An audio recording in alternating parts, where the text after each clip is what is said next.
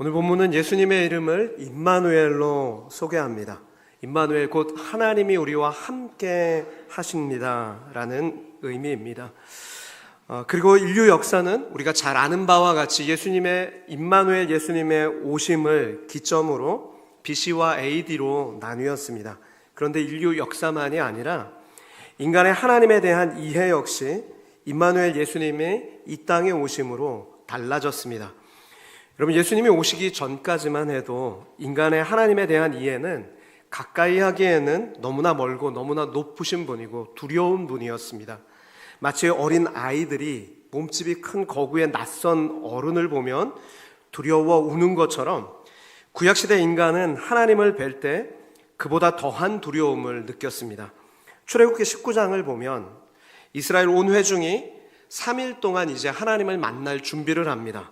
옷을 빨아 깨끗하게 하고 스스로를 성결하게 하고 그렇게 자신을 거룩하게 구별하면서 3일간을 보낸 후에 하나님을 맞이하려 그렇게 나아갑니다. 그럼에도 불구하고 막상 우레와 번개와 빽빽한 구름이 시내산을 다 덮고 사냥의 뿔 나팔 소리가 우렁차게 울려 퍼지자 진에 있는 모든 백성이 산기슭으로 하나님을 맞으러 나오면서도 두려워 떠는 거예요. 왜냐하면 하나님께서 불 가운데 강림하심으로 시내산의 연기가 자욱했고 또 온 산이 크게 진동하였다고 말하기 때문입니다. 그런 중에 하나님께서 이제 십계명을 알려주시게 되는데 백성들의 반응이 하나같이 멀리 서서 두려워 떨면서 모세에게 이렇게 부탁하죠. 당신이 우리에게 말씀하소서. 그러면 우리가 듣겠습니다. 하나님이 직접 우리에게 말씀하지 말게 하소서. 우리가 죽을까 하나이다. 여러분, 이것이 죄인된 인간이 거룩하신 창조주 하나님을 뵐 때 나타나는 자연스러운 반응입니다. 이 백성들만 하나님을 두려워했던 게 아닙니다. 선지자 이사야 역시도 하나님의 부름을 받을 때 화로다 나여 망하게 되었도다 내 입술이 부정한 자요. 나는 입술이 부정한 백성 중에 거주하면서 만군의 여호와이신 왕을 배웠음이라. 이렇게 고백하죠. 여러분, 이것이 거룩하신 하나님을 뵐 때마다 자신의 죄악과 더러움을 보게 된 인간의 자연스러운 반응이었습니다. 그래서 하나님께서 구약시대에 사람들에게, 자신이 사랑하는 사람들에게 나타날 때마다 늘 습관처럼 하시는 말씀이 두려워하지 말라, 놀라지 마라, 나는 너의 하나님이다 라고 말씀하셨습니다. 그럼에도 시내산에서 하나님의 음성이 마치 지진이 일어난 것 같이 온 산이 울려서 이스라엘은 두려움에 사로잡혀 고개를 들지 못하게 되는 것입니다. 때문에 하나님은 인간에게 그분의 진심을 전하고 또 구원의 역사를 이루기 위해서 베들레헴 말구유의 아기 예수님을 임마누엘 하시는 하나님으로 보내셔야만 했습니다. 여러분, 만약에 예수님이 심판의 주로서 하늘의 불병거를 이끌고 이 땅에 오셨다면 재림하실 때는 심판의 주로 오시겠지만 만약에 초림 때에 그렇게 심판의 주로 불병거를 끌고 그렇게 임하셨다면, 이 땅에 오셨다면 여러분, 우리가 얼마나 두려운 마음이 들겠습니까? 그러나 예수님은 누구나 쉽게 하나님께로 다가갈 수 있도록 구유에 누인 아기로 이 땅에 오셔서 죄인된 우리와 함께 하고자 하셨습니다. 그것이 바로 임마누엘, 하나님이 우리와 함께 계신다는 의미입니다. 구유에 누이신 아기를 보고 그리고 가장 낮고 천한 그곳에 임하신 이 예수님을 보고 누가 두려워서 도망을 가겠습니까? 그러니까 임마누엘로 오신 아기 예수님을 보고 누구나 아무 두려움 없이 하나님과 동행할 수 있게 된 것입니다. 구약의 시내산 앞에서 온 회중이 3일 동안 자신을 성결하게 하고 깨끗하게 하고 하나님께로 왔는데 3일 동안 오늘 주일 예배 오시려고 준비하신 분 계십니까? 없으시죠? 그런데도 우리가 이렇게 하나님과 함께 하기 위해서 쉽게 나올 수 있었던 이유는 임마누엘 하신 예수님이 우리와 함께 하시기 때문입니다. 여러분, 전에 이미 말씀을 나눈 바와 같이 성령으로 잉태되어 동정녀 마리아에게서 나신 예수님은 완전한 하나님이자 완전한 인간으로 이 땅에 오셨습니다.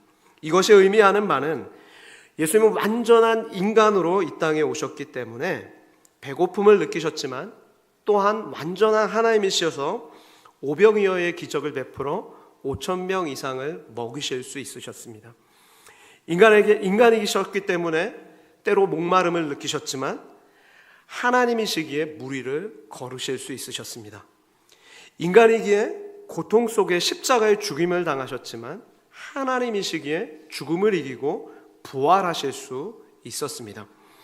그러므로 임마누엘 예수님은 우리의 경배를 받으시면서 동시에 우리의 손을 잡아주시는 하나님이십니다. 함부로 할 수 없는 하나님이지만 항상 다가갈 수 있는 하나님, 그분이 바로 임마누엘 예수님입니다.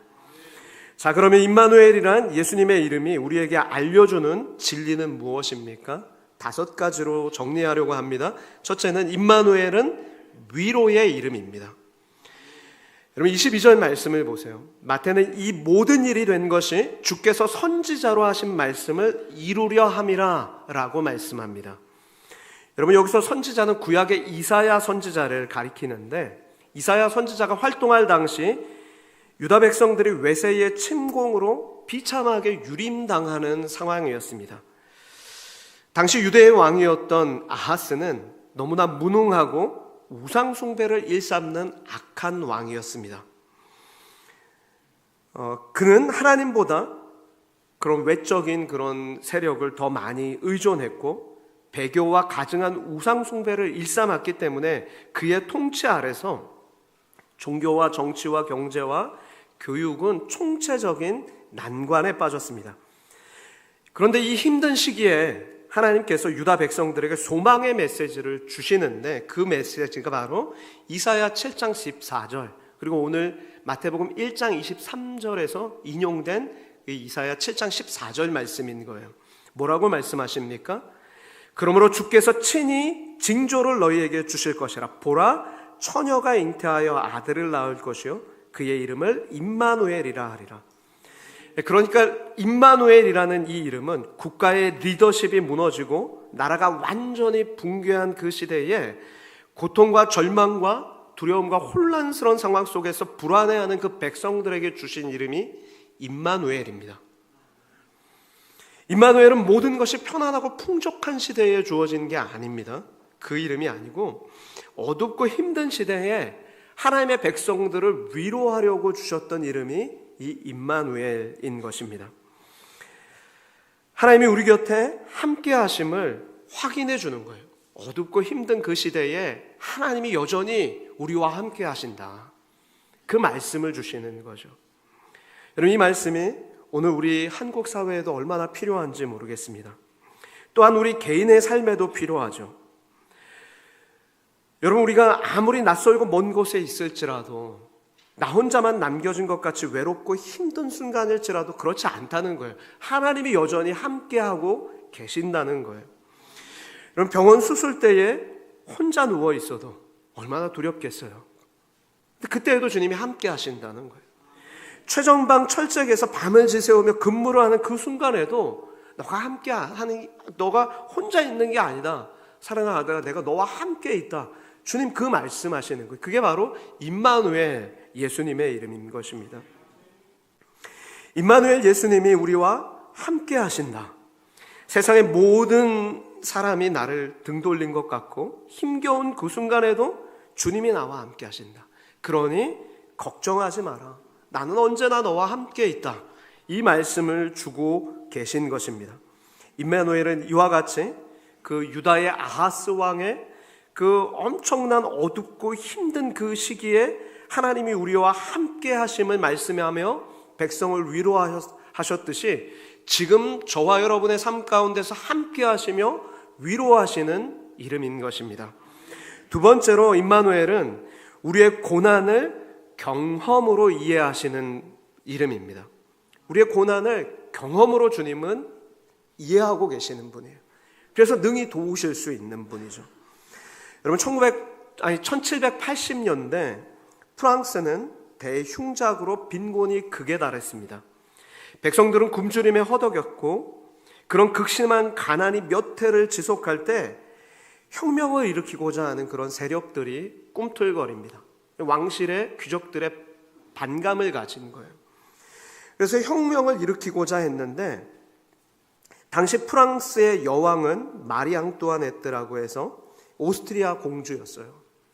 그런데 그 대부분 프랑스 국민들은 오스트리아 그를 좋지 않게 생각했던 때입니다. 이 혁명을 일으키고자 하는 세력들은 빵이 없으면 케이크를 먹게 하세요 라는 이 말을 의도적으로 퍼뜨립니다. 이 말을 누가 했냐? 바로 마리 앙뚜아네트 여왕이 했다. 이렇게 퍼뜨린 거예요. 지금 너무 여왕한테 여왕님 지금 백성들이 빵이 없어서 굶주리고 있습니다. 그랬더니 여왕이 빵이 없으면 케이크를 만들어 먹게 하세요. 이렇게 말했다는 거예요. 그래서 이 소문을 퍼뜨려서 민중의 분노를 일으켜서 프랑스 대혁명을 일으키고 그렇게 만든 거죠.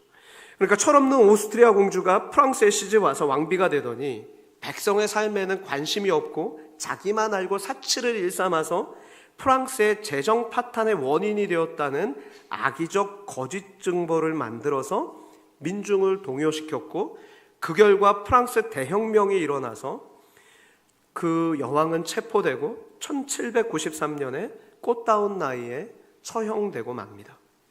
그러나 실제로 후대 역사가들이 평가하기를 그녀는 검소했고 민중의 삶에 관심이 많았고 빈곤의 극에 달했을 때 빈민들을 돕기 위해서 일부러 귀족 파티에 참여해서 귀족들을 돕기 위한 자선 행사를 열 만큼 그렇게 관심이 많았다는 거예요.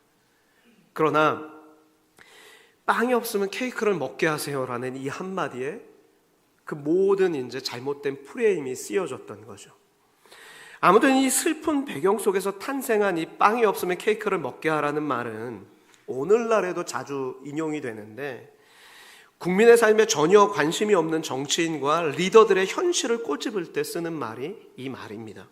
실제로 한국 사회에서도 장관 후보나 총리 후보들이 이렇게 청문회에 나와서 그렇게 있게 되면 반드시 나오는 질문 중에 하나가 이런 거죠. 버스비가 얼마입니까? 택시비가 얼마입니까? 물으면 이 장관 후보나 총리 후보들이 잘 몰라요. 버벅거려요. 뭐 어떤 분은 심지어 70원 이렇게 얘기한 분도 있다 그러더라고요. 70원? 네, 말도 안 되죠. 근데 그럴 때 주변에서 지금처럼 탄식이 나오는 거예요. 아니 가장 보편적인 요금도 모르는 저 사람이 서민의 삶을 어떻게 이해하겠냐, 그럼 어떻게 국가 정책을 세우겠냐 하는 그런 염려스러운 한탄이 나오는 거죠. 그러나 여러분, 임마누엘 예수님은 우리의 모든 아픔과 고난과 시험을 다 아시는 분이라는 거예요. 경험으로 아신다는 거예요. 나사렛 시골에서 30살까지 가난한 목수로 사셨기 때문에 몸이 녹초가 될 때까지 종일 힘든 일을 해서 먹고 사는 게 얼마나 고된 일인지 아셨어요. 일용직 노동자의 아픔을 아시는 거예요.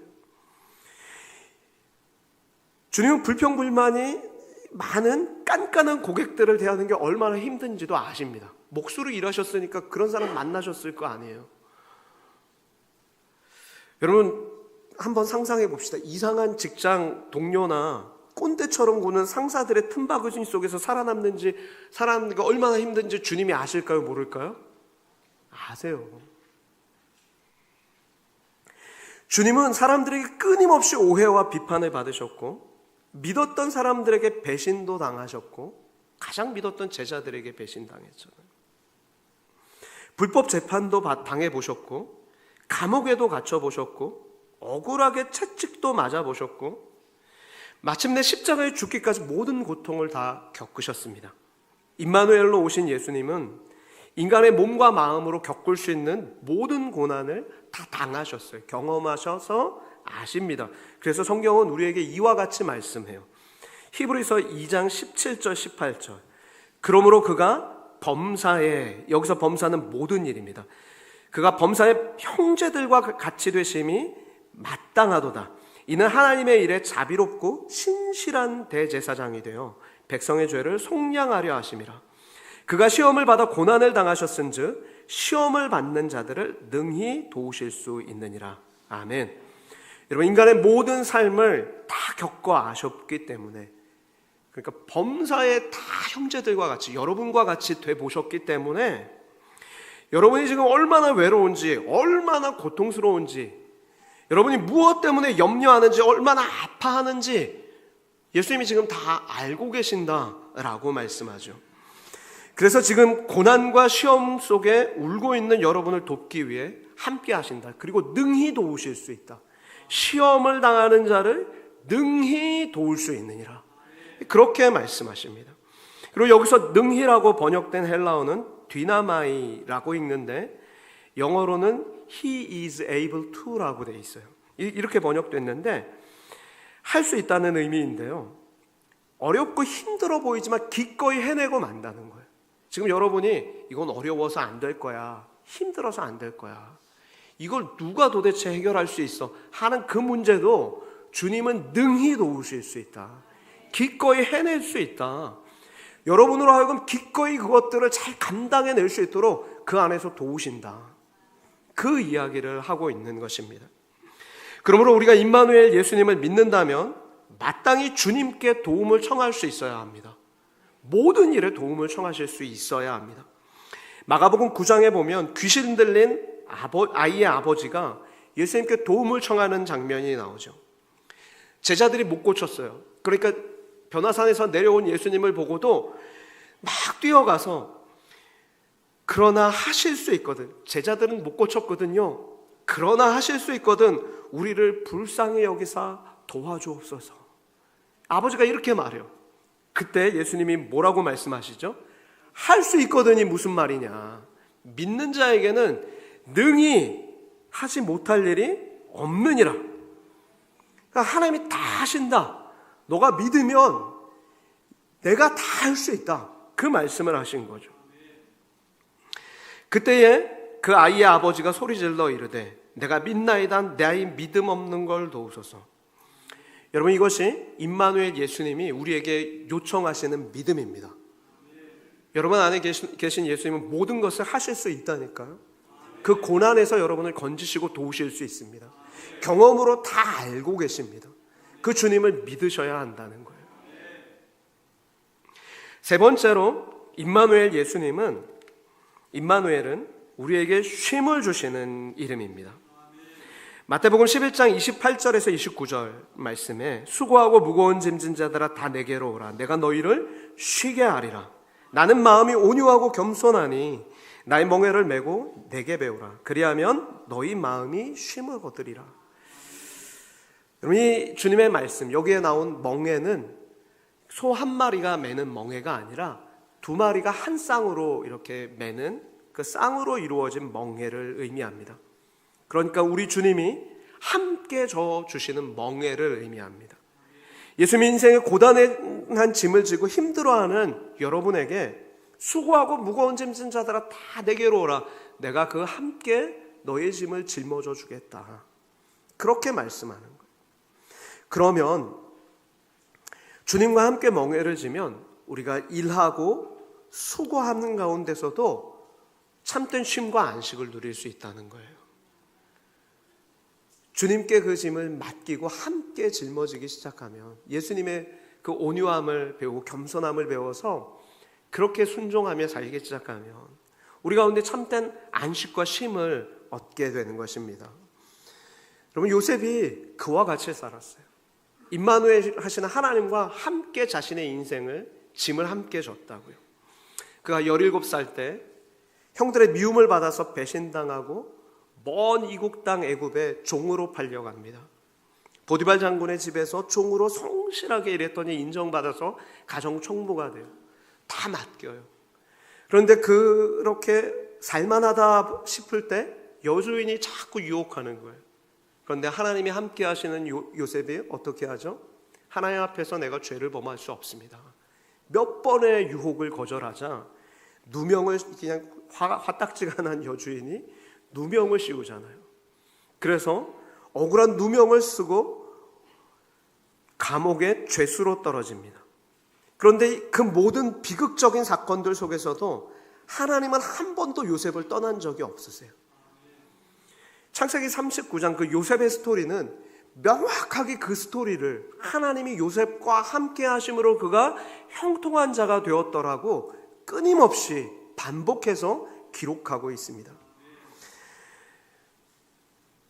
한결같이 하나님이 그와 함께 하심으로 그를 사랑해 주시고 왕의 죄수들을 가두는 그 감옥에 갇혀서도 그를 돌봐주셨기 때문에 그가 간수장의 눈에 들게 하셨어요. 간수장의 눈에 들게 된 이유가 하나님이 그와 함께 하셨기 때문이라고 성경은 분명하게 말씀해요. 그래서 그가 하는 모든 일로 하여금 그 어려움들을 다 이겨내고 형통하게 하셨습니다. 이것이 바로 임마누엘 하나님이 함께 하시는 축복인 거예요. 그러므로 여러분의 인생 중에도 임마누엘 하시는 하나님과 나와 함께 하심을 내가 확신할 수 있다면 여러분이 지금 겪고 있는 모든 어려움들도 넉넉히 이겨내고 형통하게 되고 마음의 쉼을 누리게 될 줄 믿습니다. 여러분, 보통의 경우 사람은 몇 달만 고된 노예 생활을 하면 마음과 생각에 노예의식이 쌓이기 시작합니다. 뭐 한두 번 하루 이틀은 괜찮지만 계속해서 이 노예 생활을 10년 이상 하게 되면 노예의식에 사로잡혀요. 이스라엘 백성이 그렇잖아요. 애굽에서 노예 생활을 얼마나 했죠? 400년 이렇게 가까이 하잖아요. 그러다 보니까 이스라엘 백성들이 완전히 노예가 체질화된 거예요. 그래서 광야에 나와서도 이 노예 의식이 출애굽은 몸은 나왔는데 의식이 여전히 애굽에 매여 있어서 툭하면 뭐라고 해요? 차라리 애굽에 돌아가는 게 나을 뻔했다. 그렇게 말하죠. 비참해지고 비굴해지는 거예요. 그런데 요셉은 노예 생활이 얼마나 되든 변함없이 당당했고 변함없이 평안했습니다. 항상 겸손하고 항상 순결하게 살았습니다. 뿐만 아니라 무엇이든지 누가 무엇을 맡기든 다른 사람과 비교할 수 없을 만큼 성실하게 그렇게 지혜롭게 그 일들을 감당해내죠. 중요한 것은 요셉의 주인 보디발 장군 역시 여호와께서 요셉과 함께 하심을 보고 여호와께서 요셉의 범사에 형통하게 하심을 보았노라. 이 창세기 29장 2절 말씀입니다. 주인도 알아보는 거예요. 나중에는 애굽의 바로 왕도 하나님이 요셉과 함께 하심을 알아보게 되죠. 여러분, 어떻게 이런 일들이 있습니까? 나와 함께 하시는 하나님을 요셉이 늘 잊지 않고 산 거예요. 수고하고 무거운 짐을 지고 지쳤을 때 임마누엘 하시는 예수님이 그렇게 오늘 저와 여러분을 초대하고 계신 거예요. 수고하고 무거운 짐 진 자들아, 내게 오라. 내가 너희를 쉬게 하리라. 내가 너와 함께 한다. 그러니 염려하지 말아라. 그러니 걱정하지 마라. 내가 요셉을 형통한 것 같이 하게 한 것 같이 너로 하여금 그 모든 어려움 이겨내고 형통하게 할 것이다. 그렇게 말씀하시는 여러분, 이 임마누엘의 이름을 붙잡고 형통한 자가 되시기를 축복합니다. 쉼을 누릴 수 있기를 바랍니다. 네 번째로 임마누엘은 우리의 안전을 지켜주는 이름입니다. 여러분, 다니엘서 3장을 보면 느부갓네살 왕의 금신상에 절하지 않았다는 이유로 다니엘의 세 친구가 평소보다 7배나 뜨거운 풀무불에 던져지게 됩니다. 그런 불구덩이에서 사드락과 메삭과 아벳느고가 살아날 확률은 0%입니다. 제로입니다. 제로. 그런데 그 순간 어떤 일이 벌어집니까? 결박한 사람들 가운데 불을 던졌는데 그 결박한 끈은 풀어지고 세 사람만 던졌는데 네 사람이 있는 거예요. 느부갓네살 왕이 깜짝 놀라서 눈을 비비고 봤더니 그 네 번째 사람의 모습이 어떻게 생겼다고요? 신들의 아들과 같았습니다. 신들의 아들과 같았다. 누구를 이야기하는 거예요? 예수님을 얘기하는 거예요. 임마누엘 하시는 주님을 그가 본 것입니다. 여러분, 세상의 권세는 우리를 묶지만 하나님은 그분의 자녀를 자유케 하시는 분이세요. 고난은 우리를 묶지만, 상황과 고난은 우리를 묶지만 예수님이 이렇게 말씀하셨죠. 진리를 알지니 진리가 너희를 자유케 하리라. 나와 함께 하시는 임마누엘 예수님을 알면, 진리이신 예수님을 알면 우리가 그 묶였던 상황 속에서도 자유케 되는 역사가 일어나는 것입니다. 여기서 우리가 주목해야 할 건, 하나님이 다니엘의 세 친구가 풀무불에 던져지는 걸 막아주셨습니까? 막아주지 않으셨습니까? 막아주지 않으셨어요. 허용하셨습니다. 무슨 말입니까? 예수 믿는다고 인생의 고난에서 우리가 면제됩니까? 면제되지 않습니까? 면제되지 않아요. 때로 주님은 인생의 고난을 허용하십니다. 그런데 여러분, 그 인생의 고난의 때에 우리가 기억해야 할 것은 시편 119편 71절 말씀이에요. 시인이 뭐라고 말하냐면, 고난당하는 것이 내게 유익이라고 말해요. 왜 유익이라고 말합니까? 고난 때문에 주님의 율례를 배우게 됐다는 거예요. 이전에는 주님의 율례가 얼마나 귀한지 몰랐는데 고난을 받게 되자 주님의 율례가 내 마음속에 너무 귀한 줄 깨달아졌대요. 그리고 72절 말씀을 보면 이렇게 말해요. 천천의 은금보다 이제 주님의 말씀을 귀하게 여기는 마음을 갖게 되었다고 말씀하셔요. 여러분, 인생의 혹여나 하나님이 여러분의 인생에 어떤 고난을 허용하셨다면 그 고난을 통해서 진리의 말씀이, 여러분이 정말 가치 있게 여겼던 그 물질, 금은보다, 여러분이 정말 가치 있게 여겼던 그 관계, 그 사람보다, 여러분이 정말 가치 있게 여겼던 그 어떤 권세나 지위보다 훨씬 더 귀한 것이다. 그것을 깨닫게 하시는 하나님의 은혜가 있는 줄 믿습니다. 여러분, 우리는 고난을 겪을 때 늘 나는 혼자라고 생각해요. 그래서 힘든 거예요, 고난이. 아무도 내 마음 알아주는 것 같지 않고, 심지어 하나님도 주무시는 것 같고, 그렇게 생각이 되기 때문에 내가 정말 고난의 때에 힘든 거거든요. 그리고 내가 겪는 고난은 제일 크다고 생각해요. 과거에 그 우리들의 일그러진 영웅이라는 영화에서 내 손톱 밑에 가시가 제일 아프다라고 얘기하는 대사가 있거든요. 그러니까 내 고난이 제일 아픈 거예요. 그래서 하나님도 안 계신 것 같다, 주무시는 것 같다, 그렇게 착각하죠. 그러나 여러분, 어머니는 천둥 소리는 못 들어도 갓난아기의 뒤척이는 소리는 듣습니다. 그죠? 요즘 저희 교회 안에 신생아 이렇게 태어난 기쁜 소식들이 세 번째 들려와요. 그죠?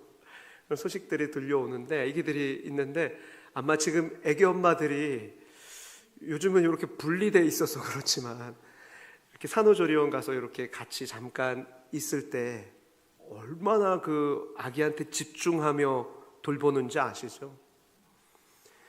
여러분도 사실 그 갓난 아기였을 때 여러분의 자녀를 천둥 소리는 못 들어도 그 아기의 뒤척이는 소리에 깜짝 놀라서 깨갖고 지켜보셨죠? 그렇게 키워오셨죠?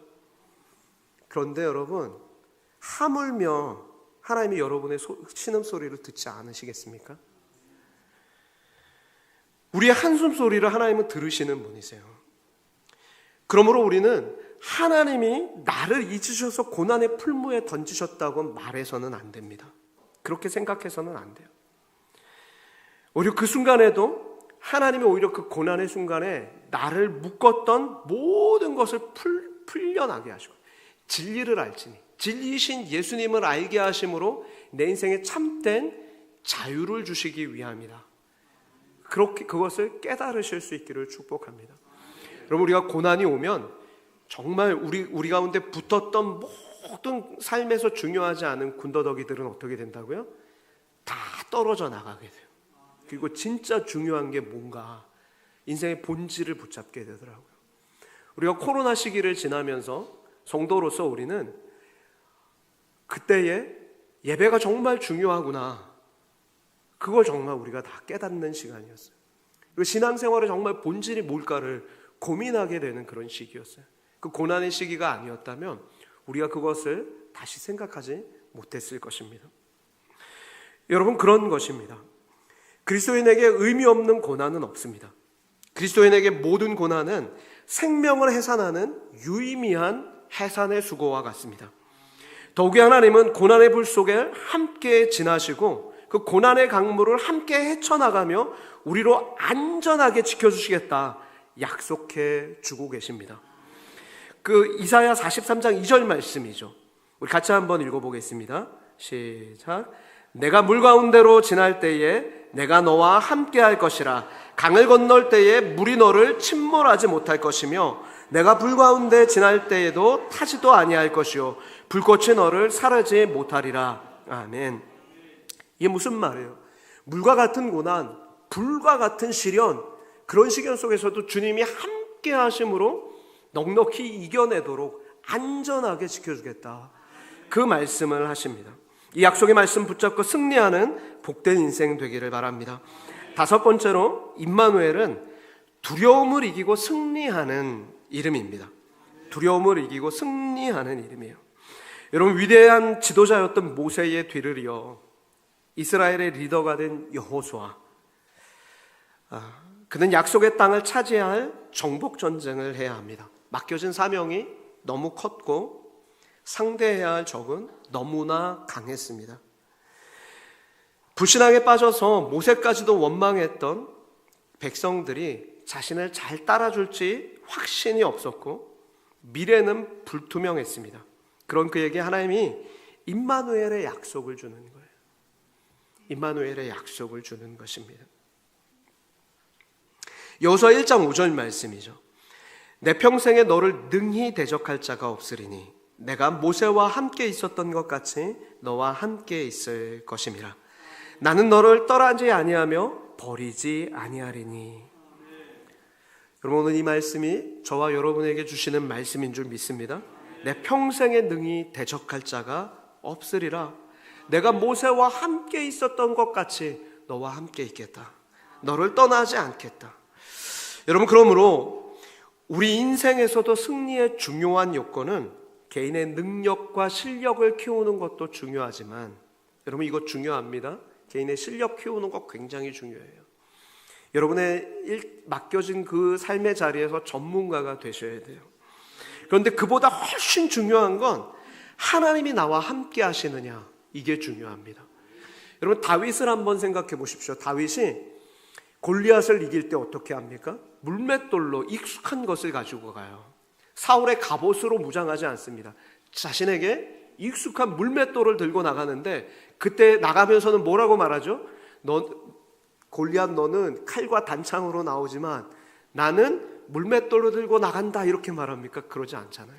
만군의 여호와의 이름으로 나간다. 나와 함께 하시는 하나님을 의지하고 나간다. 여러분, 우리의 삶에 필요한 자세가 바로 이와 같은 것입니다. 우리의 일상에 맡겨진 것에 있어서 다윗의 물맷돌과 같이 우리가 정말 그것을 익숙하게 다룰 수 있도록 그렇게 훈련해야 하지만, 우리가 항상 나갈 때는 나와 함께 하시는 만군의 여호와의 이름으로 나가는 거예요. 거기에 승리의 그 결정타가 있는 것입니다. 내가 모세와 함께 있었던 것 같이 너와 함께하면 너를 떠나지 않고 버리지 않겠다. 주님 하나님은 이 약속을 여호수아에게 해주셨고, 이 약속으로 인하여 여호수아는 강하고 담대하게 그렇게 전쟁을 치룰 수 있었고, 또 모세에게 주신 율법을 주야로 묵상하며 늘 자신과 함께 하시는 하나님을 늘 이렇게 상기하고 기억하고 그분의 손을 붙잡고 말씀으로 붙잡고 그렇게 그것을 지켜 행하면서 탁월한 지도자가 될 수 있었습니다. 바라기는 저와 여러분의 인생이 그와 같기를 축복합니다. 때로 우리도 인생을 살면서 두려움을 느낄 만한 그런 일들을 만나기도 합니다. 문제가 얼마나 큰지, 내가 가진 돈으로 해결할 수 없고 내가 가진 인맥은 턱도 없이 부족하고 또 내가 가진 실력으로는 감당할 수 없는 그런 큰일을 만나면 우리는 그 앞에서 두려움과 염려의 큰 수렁에 빠지지 않습니까? 우리가 그런 연약한 존재더라고요. 지금은 뭐 나는 믿음이 좋아서 안 그럴 거야 라고 안 적으실지 몰라도 인생의 큰 파도가 몰아치면 우리는 그 문제에 함몰돼서 자꾸 위축되고 두려워하고 염려하고 그러다 보면 이제 무기력증에 빠지기도 합니다. 여러분, 직장을 구하는 문제나 결혼하는 문제나 나빠진 건강의 문제나 사업과 직장의 어려움과 같은, 또 교회의 미래 세대와 이제 미래 세대를 어떻게 부흥케 할까와 같은 문제나 여러 가지 인생의 문제를 우리가 만날 때 만약 그걸 내가 컨트롤할 수 있다, 내가 할 수 있다, 그런 생각이 들면 우리가 별로 염려 안 해요. 그죠? 근데 이게 감당할 수 없는 문제잖아요. 그럴 때 우리는 전전긍긍하면서 자꾸 문제를 묵상하는 그 습관이 있더라고요. 가나안의 10명의 정탐꾼, 12명의 정탐꾼 중에 10명의 정탐꾼들이 안 되겠어, 할 수 없어 라고 이야기를 하잖아요. 확률적으로 12명 중에 10명이 그렇게 산다는 건 오늘날도 비슷한 확률로 우리가 그럴 수 있다는 거예요. 여기 앉아 계신 분들 중에 80% 이상, 거의 90% 가까이는 인생의 그 문제 앞에서 안 되겠어, 힘들겠어, 그럴 수 있다는 거예요. 내가 가진 상황과 자원과 형편을 계속해서 생각하다가 이 악순환이 반복되다 보면 무기력증에 빠지게 되는 것입니다. 심지어 40년 전 가나안 땅을 정탐을 다녀오고 그 10명의 정탐꾼과는 반대로 오히려 그들을 책망하면서 이 사람들아, 다만 여호와를 거역하지 말자, 그 땅 백성을 두려워하지 말자, 그들은 우리의 먹이다, 우리가 메뚜기라니 말도 안 된다, 그들은 우리의 먹이다, 그들 보호자는 떠났지만 여호와는 우리와 함께 계신다, 여호와가 우리를 기뻐하시면 우리는 그 땅으로 우리를 인도하여 들이실 것이고 그 땅은 우리의 차지가 될 것이다. 이렇게 고백했던, 담대하게 선포했던 여호수아였지만 지금 40년의 시간이 지나고 이제 심적으로 의지했던 모세, 위대한 리더였던 모세가 부재하고 전쟁 속에서 약 200만 명이 넘는 백성들의 생명을 책임져야 할 막중한 책임감이 있고 또 수많은 적들과 견고한 성이 그를 두렵게 흔들어 놨던 거예요.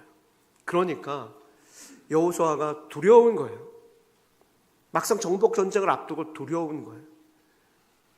여러분은 무엇이 지금 두렵습니까? 무엇이 두렵습니까? 그때 하나님께서 여호수아에게 주신 말씀이 1장에 나오잖아요.